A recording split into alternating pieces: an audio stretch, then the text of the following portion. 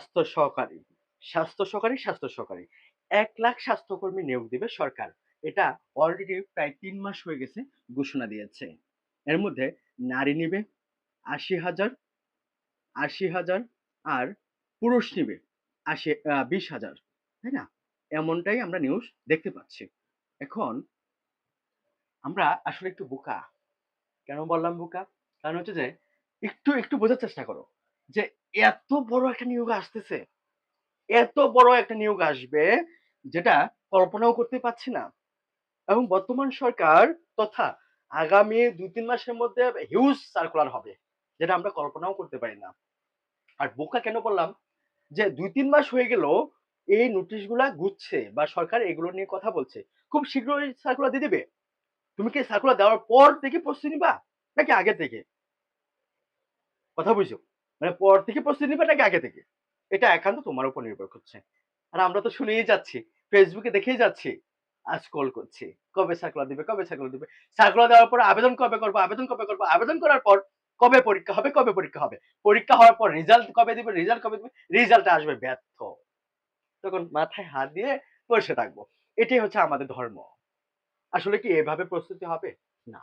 এই স্বাস্থ্য সহকারী পদে আমরা একটু যদি মান বন্টনটা দেখি, বাংলা, বাংলাতে ২০ নম্বর থাকবে, ইংরেজি ২০ নম্বর থাকবে, গণিত, গণিত মানে ম্যাথে ২০ নম্বর থাকবে এবং জিকে এখানে ২০ নম্বর থাকবে। আমি ৮০ নম্বরের মান বন্টন দিলাম এইজন্য যে এখানে কম বেশি হতে পারে। এখানে ১৫ হতে পারে, এখানেও ১৫ হতে পারে। আবার এখানে বেশিও হতে পারে। আবার এগুলো ২৫ করেও হতে পারে। যেহেতু এই নিয়োগগুলা জেলাভিত্তিক, কথা বুঝো। আগে বললো না যে স্যার ভুল বলছে। কেননা এখন পর্যন্ত স্বাস্থ্য সহকারী যতগুলো পরীক্ষা হয়েছে এটা জেলা অর্থাৎ ডিসি মহোদয় নির্ধারণ করে দেয় কিভাবে পরীক্ষাটা নেওয়া হবে। বুঝতে পারছো? কিছু পরীক্ষায় ১০০ নম্বরে হয়েছে, কিছু পরীক্ষা ৭০ নম্বরে হয়েছে, আবার কিছু পরীক্ষা ৮০ নম্বরে হয়েছে। তবে মেক্সিমাম পরীক্ষা ৭০ এবং ১০০ তেই হয়েছে। কিছু কিছু পরীক্ষা আবার ৮০ তেও হয়েছে বিভিন্ন জেলায়। আগেরগুলা কথা বলছি। আর ইন ফিউচারে যে নিয়োগগুলো আসবে সেটা এখনো বলা যাচ্ছে না। তবে এই ৫ টা বিষয়ের ৪ টা বিষয়ের বাইরে কোনো প্রশ্ন আসবে না। আর কিছু আসতে পারে হেলথ কেয়ার নিয়ে। স্বাস্থ্য সং স্বাস্থ্য সহকারী যেহেতু তাহলে হেলথ কেয়ার থেকে কিছু এমসিকিউ থাকতেই পারে। তবে পরীক্ষা যাই হোক ৭০ নম্বর নয়তো ১০০ নম্বর নয়তো ৮০ নম্বরে হবে। হবে তো।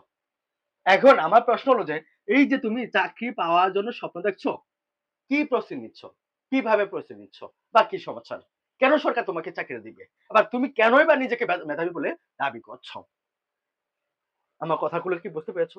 তো সেক্ষেত্রে আমি তোমাদেরকে বলবো আসলে একদিনে একটা পরীক্ষা দিয়ে সরকারি চাকরি পেয়েছে এরকম নজিরবিহীন ঘটনা বাংলাদেশের ইতিহাসে খুব কম। বিরল, খুবই বিরল। বা তোমার পরিচিত জনদের সাথে বা সিনিয়র আপু ভাইয়া যারা পরীক্ষায় ইতোমধ্যে সরকারি চাকরি দিচ্ছে, চাকরির পরীক্ষা দিচ্ছে, তাদের সাথে একটু কথা বলে দেখো না। কি বলে? তারা কয়দিনে চাকরি পেয়েছে? যে বিসিএস ক্যাডার হয়েছে বা বিভিন্ন দপ্তরে বা অধিদপ্তরে বা পরিদপ্তরে জব করছে তাদের সাথে একটু কথা পরিচিত কেউ থাকলে তাদের সাথে একটু কথা বলে দেখো। বলবে তুমি যখন এই কথা বলবে তখন তোমাকে গর্ধব বলবে। কারণ হচ্ছে কেউই ৩-৪ বছর প্রস্তুতি না নিয়ে চাকরি পায় না। তবে এখন আবার ফেসবুক বিভিন্ন মাধ্যমে ঘোরাফেরা করছে। মাত্র ৩ মাস পড়াশোনা করলে তুমি সরকারি চাকরিটা পেয়ে যাচ্ছ। বেলা তুমি শুনতে পাচ্ছ? আমি তো চাকরি পেয়ে গেছি। এখন আমাকে বিবাহ করো। এটা নাটক না বাবা। এটা নাটক না। যে ৩ মাসে তুমি চাকরি পেয়ে যাবা, এটা অসম্ভব ব্যাপার। এখান থেকে ৩ মাস পড়াশোনা করে তুমি চাকরি পাবা, তখন এসে আমাকে বললো, "স্যার, আমি ৩ মাস পড়াশোনা করে চাকরি পেয়েছি।" তখন আমি তোমাকে বাসায় গিয়ে তোমার সাথে দেখা করে আসবো এবং তুমি যা চাইবা তাই তোমাকে আমি দিব। ৩ মাসে কেউ চাকরি পায় না। আর যারা পায় এরা এক্সট্রা অর্ডিনারি। এরা বাংলাদেশে যেকোনো জায়গায় যেকোনো পরীক্ষা দিলে তারা ভালো করবে। এরকম এক্সট্রা অর্ডিনারি কিছু স্টুডেন্ট থাকেই আর থাকবেই। এক্সট্রা মেধাবী অনেক স্টুডেন্ট আছে বাংলাদেশে। তাদের বিষয়টা ভিন্ন। আমি সবার কথাই বলছি। এই যারা ৩ মাসের কথা শুনেই পড়াশোনা করছো ৩ মাস পরীক্ষা দিবা, পরীক্ষা দেওয়ার পর মানে পড়াশোনা করার পর পরীক্ষা দিবা, দেওয়ার পর কি হবে? চাকরিটা আর হবে না। আমার দ্বারা বুঝে আর চাকরিটা হলো না। হবে না বাবা। এভাবে মানে আর যাই হোক সরকারি চাকরি পাওয়ার স্বপ্ন তুমি দেখতে পারো না। বুঝতে পারছো? তো সেক্ষেত্রে তোমাকে একটা ৬ মাস মিনিমাম ৬ মাসের একটা পরিকল্পনা নিতে হবে। ৬ মাসে এই বাংলা, ইংরেজি, গণিত, সাধারণ জ্ঞান A to Z syllabus complete করতে হবে। সিলেবাস কমপ্লিট করার পর তোমার কাজ হবে সিলেবাস তো আর একা শেষ করতে পারবে না। সিলেবাস কমপ্লিট করার পর রেগুলার একটা করে এক্সাম দেওয়া। রেগুলার একটা করে এক্সাম দেওয়া, প্রচুর প্র্যাকটিস করা, প্রচুর প্র্যাকটিস। কনফিউশন হবে। এমসিকিউ ভিত্তিক পরীক্ষা কনফিউশন হবে না, তা হবে না, তা হবে না। তা হবে না। কখনোই না। তো সেক্ষেত্রে ১ম এ ৬ মাস টার্গেট নিতে হবে। ৬ মাসে তোমার সিলেবাস শেষ হবে না। মানে ৬ মাস বললাম কেন? এটা স্পিড থাকবে। এটা স্পিড থাকবে পড়াশোনার। তো সেক্ষেত্রে ৬ মাস প্রস্তুতি নেওয়ার পর মানে সিলেবাসটা মোটামুটি একটা আওতাধীন হওয়ার পর 90% বা 80% কভার হবে। দেন তুমি রেগুলার এক্সাম দিতে হবে। হ্যাঁ? আর কিছু কৌশল শিখতে হবে।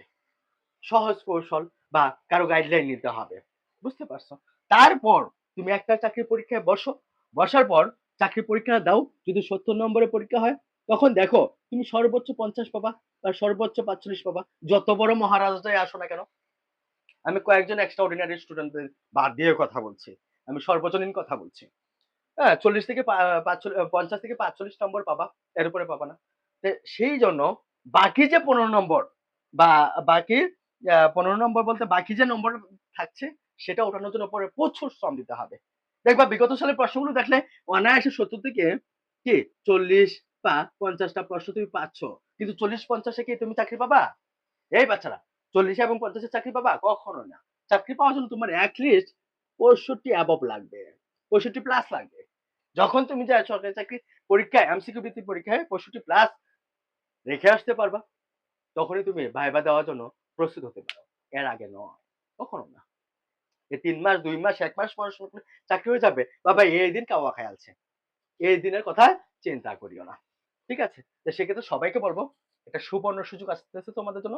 এই পদের জন্য নিজেকে প্রস্তুত করো ভালোভাবে। কিন্তু ১ম বারেই তোমার চাকরিটা হয়ে যায়। ঐরকম ভাবে কেননা হাতে সময় আছে। ৬ মাসের পরিকল্পনা করে তারপর পড়াশোনা করো। ঠিক আছে? সবার জন্য অনেক, অনেক শুভকামনা রইল।